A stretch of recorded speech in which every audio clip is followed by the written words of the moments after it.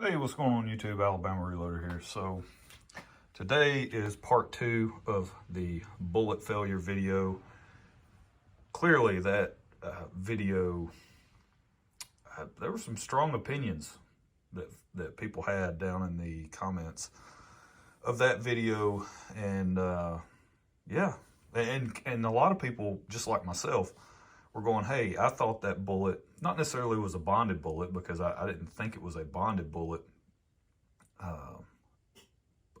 in the sense of like an AccuBond or like a Speer Gold Dot. I didn't think it was to that level, but I definitely didn't think that the Speer Grand Slam was a bullet that was supposed to expand and shed a decent amount of weight. And so the reason for the part 2 video is there's more information that has since been discovered since I posted the video. Plus, that video had a lot more views than what I thought it would get. It was pretty interesting. I was sitting there watching it, and the view count just kept going up, and I was like, holy smokes. Kind of caught me by surprise how many people actually watched that video. So the update on this guy is, again, go back, watch that first video, but I'll go over the story of how we got to this point.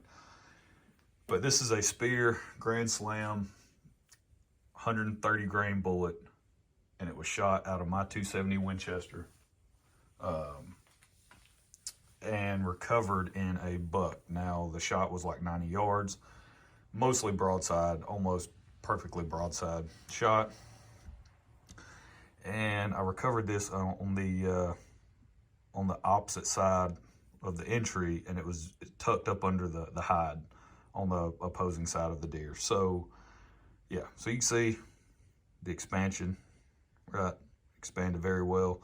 The problem was the leg core completely separated from the jacket, and the remaining weight is 49.1 grains, right? 130 grain bullet, remaining weight 49.1, which means it shed somewhere around 62% of its overall weight. And I just thought that was pretty surprising that, you know, these are marketed as, the Grand Slams are marketed as,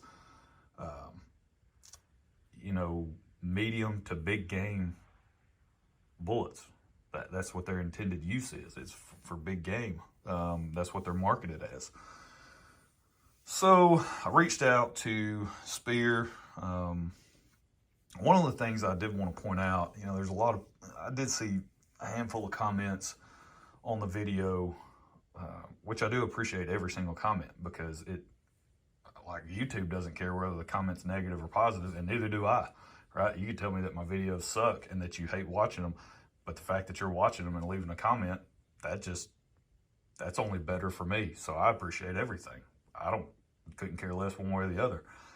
But a few of the comments were like, hey, you know, if you want a bullet that holds together and, you know, all this stuff, then you need to go shoot like an AccuBond, or, you know, go shoot something like a Barnes, you know, solid copper, like a tip TSX or something like that.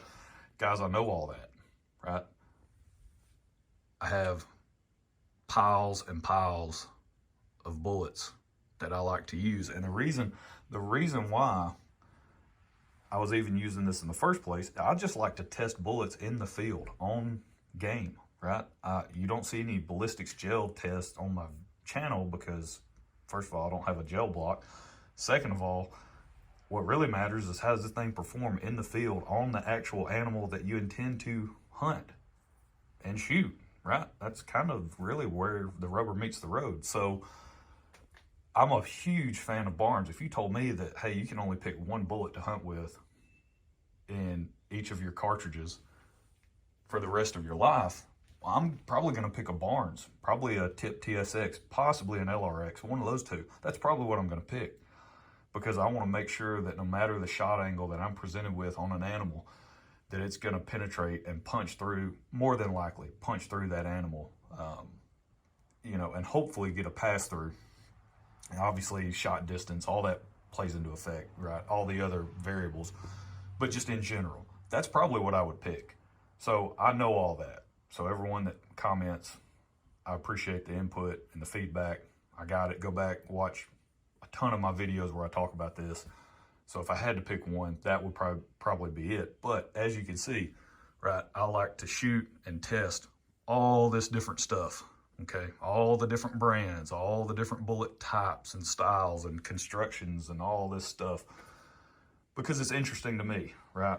Where you go out and use it in the field and see how it performs. So that was, I did want to mention that, but I appreciate all the input. So I reached out to Speer. That's why the part 2 of this video is needed. I reached out to him. I actually sent him pictures of this bullet and a message over on Instagram. Was not expecting a reply. Didn't get a reply. Haven't gotten a reply yet, at least. I'm sure whoever runs their social media accounts, probably not the most technically astute individual on bullet construction. They was probably just somebody, probably some millennial that knows their way around social media, so that's probably who they gave the job to. So I don't expect an answer on Instagram, but I went to the website. They have a number for product service. I called them. I did get someone on the phone, and I was talking to him. I explained to him the situation. Hey, here's the shot distance. Here's the bullet. Here's the weight, the starting weight. Here's the retained weight. Here's the muzzle velocity, right, which was only like 29.45 for a 270 with a 130 grain bullet. That's not that fast. You can push 130 grain bullet in a 270 a lot faster than that. So it's not like it was blazing fast, and it was 90-yard shot, right? So it's not like I, shot him point blank range or anything. And he told me, in his words, I was the first person that he had ever talked to that had experienced a core and jacket separation in a Speer Grand Slam bullet.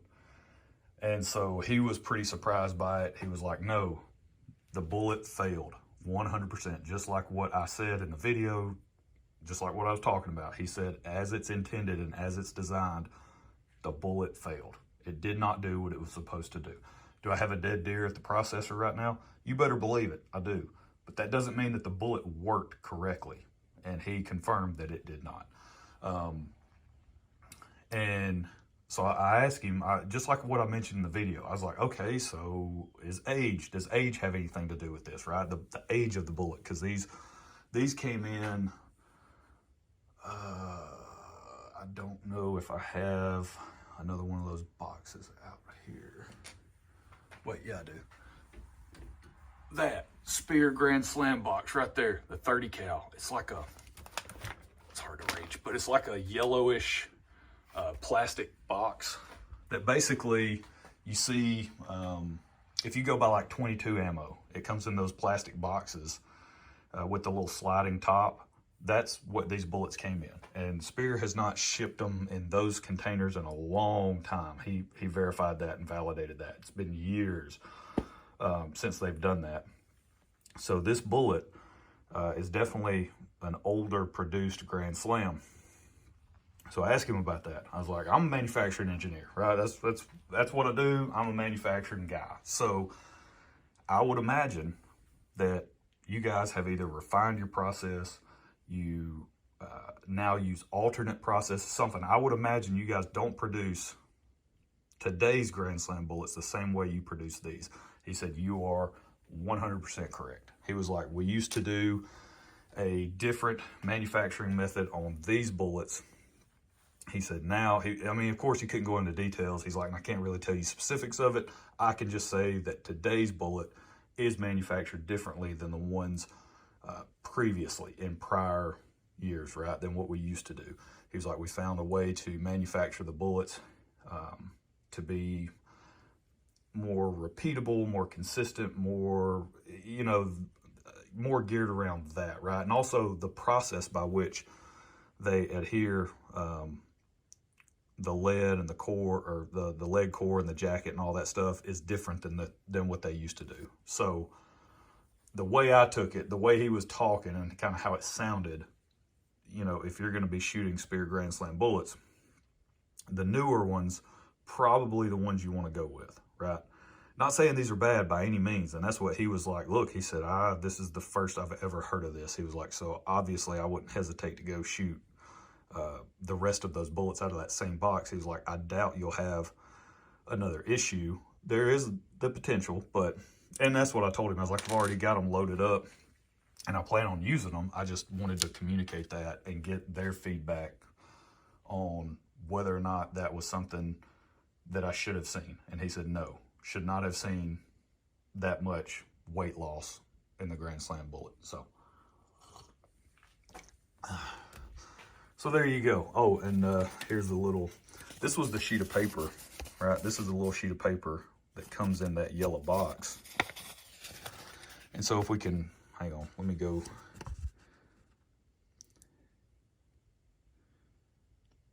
Yeah, see, here we go, right here. This is the part he was talking about. The double core. I think they've since changed that. The double core is the heart of the performance. The hard, tough 5% antimonial lead rear part of the core is fused to the soft forward part. So they use two different types of lead in these older style Grand Slam bullets. And they use that exclusive hot core process. They have a hot core line of bullets that they sell inside the forward half of the jacket. R10 longitudinal flutes. On impact, the annealed jacket yields and expands rearward. It's a hard word to say, I guess. Along the thin areas of the flutes, the rear part of the jacket, it is extra thick. This and the hardened rear core stop expansion at the optimum diameter. So that's kind of the whole deal there with these bullets. That's why I was so surprised, right? If you read this, you think you can kind of think of it more like an interlock or like a partition, right? And kind of think of it in that way, where yeah, you're definitely going to expand and probably lose some weight, but there should be some lead that is, you know, remaining, and you retain a lot more than 32% of your original starting weight. So there you go. There is bullet failure part 2. Speer responds. Right, that's probably what I'm gonna title the video. But for all of you that are following along with that video and were just interested, you know, yes, did get a response from them, and that's what they said. So there you go. For those of you who said this is not a bonded bullet, you are correct. It is not a bonded bullet. However, it should have performed better than this. So there we go. That's where we're gonna leave it. I got some brass prep to do on this 6.5 Creedmoor stuff. Some Lapua. I don't even know how many firings I've got on this brass at this point in time, but I've got to get this stuff processed. I've got some testing I want to do for this and these guys, the Burger Classic Hunter 135 grain. So, all right, that's it. That's where we're gonna leave it. Y'all stay tuned for some more stuff coming up. Also, don't forget Mr. Big Guns in Huntsville, Alabama. That's the place you want to be. That's the place you want to shop, especially if you're coming through and you're local, 100%. That's my #1 recommendation always, for a place to stop in and pick up reloading stuff, firearm-related stuff, optics, whatever, right? Whatever you need, whatever you got the budget for and the appetite for in the firearms-related industry. They've got what you need, and if they don't, they can get it for you. So go check out Matt and those guys. They do a great job. But all right, that's it. That's where we're going to leave it. We'll catch y'all next time. Y'all have a good one.